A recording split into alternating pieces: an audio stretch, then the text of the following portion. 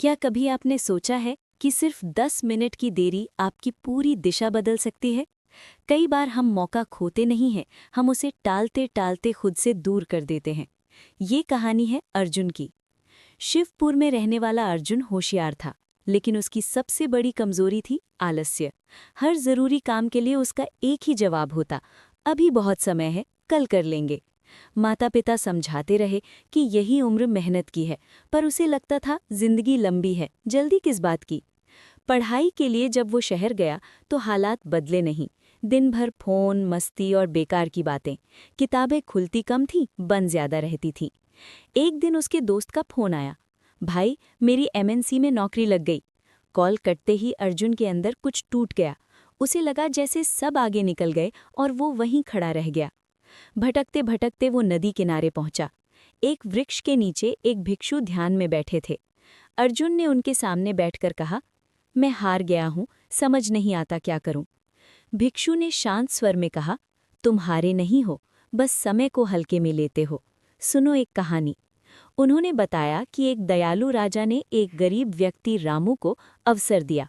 कहा, सूर्यास्त से पहले महल से जितना सोना उठा सको सब तुम्हारा, लेकिन सूर्य डूबते ही द्वार बंद हो जाएंगे। रामू खुश होकर घर गया। पत्नी ने कहा, अभी जाओ, पर उसने पहले खाना खाया, आराम किया, फिर थोड़ी देर सो गया।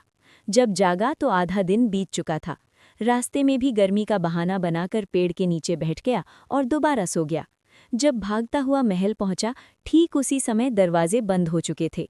वो गिड़गिड़ाता रहा, पर समय निकल चुका था। मौका था, पर उसने उसे टाल दिया।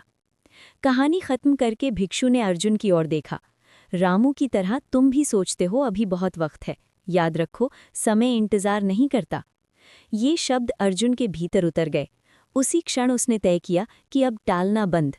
अगले दिन वो सूर्योदय से पहले उठा, फोन से दूरी बनाई, रोज ध्यान करने लगा, पढ़ाई के लिए निश्चित समय तय किया। जब भी आलस्य आता, वो खुद को याद दिलाता कि बंद होते दरवाजे दोबारा नहीं खुलते।